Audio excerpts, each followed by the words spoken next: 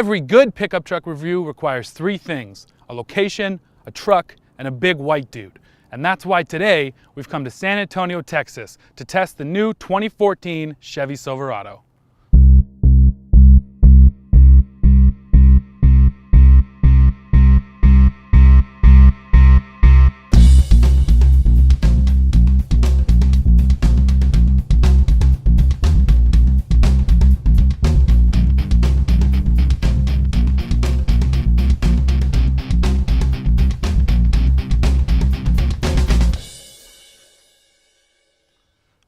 All three of the engines that you can get with the 2014 Silverado are brand new motors. For fuel efficiency purposes, they all feature Ecotec 3 technology, which consists of variable valve timing, cylinder deactivation, and direct injection. The base engine option on the Silverado is a 4.3-liter V6 that puts out 285 horsepower and 305 pound-feet of torque. The largest engine is going to be a 6.2-liter V8, and Chevy hasn't released specs on it yet. The middle engine option, which Chevy says will power 3 out of 4 new Silverados, is a 5.3-liter V8 that churns out 355 horsepower and 383 pound-feet of torque. That 5.3 is rated at 16 miles per gallon city and 23 miles per gallon highway when you get it with a 4x2 configuration. If you bump up to 4x4, you're rated at 16 miles per gallon city and only 22 on the highway. When equipped with the max towing package, the 2014 Silverado is rated at an industry best 11,500 pounds. Pricing for the 2014 Silverado starts at $24,585, while our LTZ-equipped Z71 test model priced out at $50,910. Chevrolet says that this truck is new from hood to hitch, but that's only partially true when you look at the styling. Down the sides and around the back, it actually stays quite close to the old truck, but up front, we have some drastic changes. There are new projector beam headlamps, a bigger grille, and that big old bow tie right there in the middle. Chevy took a lot of the rounded edges and really squared them off. That gives it a big fist punching through the wind sort of look. As any real truck guy knows, you're really making your money with the bed of your pickup. So Chevy's focused on usability in the new 2014 Silverado pickup bed. There's those new bumper integrated steps, which are brilliant. They're easy to use and they don't require any moving parts that can break, such as Ford's bed step. Now Chevy has also integrated 4 new tie-down hookups located high up in the bed. Each one of them is rated at 250 pounds, and they would definitely make it a lot easier if you're trying to secure some rather awkward cargo. Lastly, new LED lights have been fitted inside the bed, which are going to make it easy for you to see exactly what you're doing at night. The difference between the old Silverado interior and this new one is night and day. This one is filled with leather and soft touch surfaces, but it still retains some rugged design, which a lot of real truck guys will appreciate. Technology is in no short supply in this new truck either. There's an 8-inch touchscreen in the center console and a 4-inch screen in the info cluster. Both of them use GM's IntelliLink infotainment system, which in my experience has been flawless. It's easy to use, easy to understand, and you only need to quickly glance at it to get the information that you need. Hooking your devices up to this truck has never been easier. There are 5 USB ports, although I'm not sure why you'd really need all 5 of them.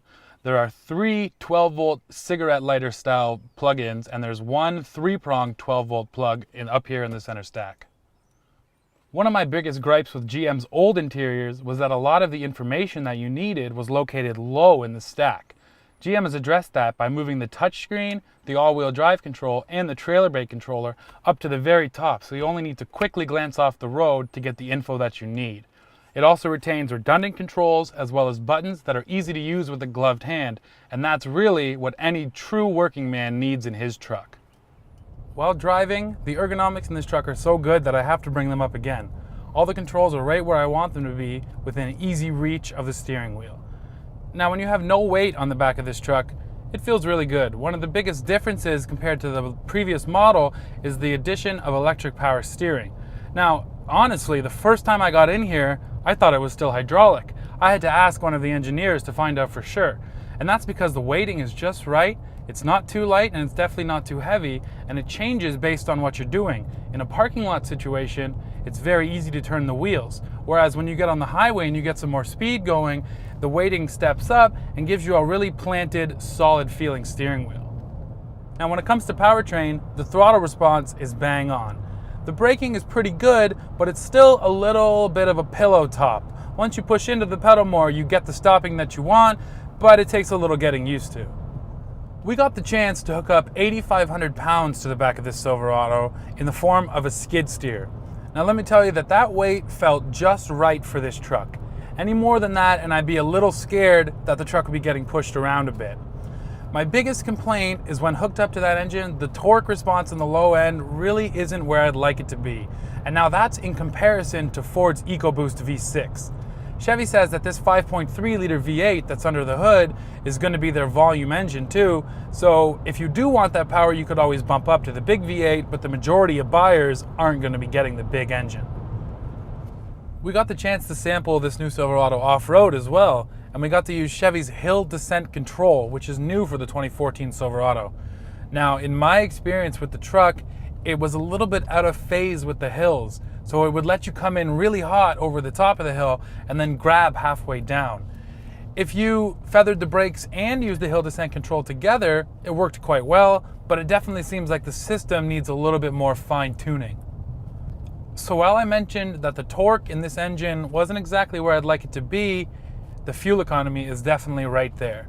In our time with the truck, we hit a 16 mile per gallon average, and that's pretty much all city driving with a little bit of highway mixed in.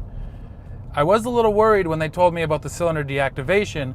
Sometimes with these systems you can get a little bit of a rumble or you can get a little bit of noise when it switches over.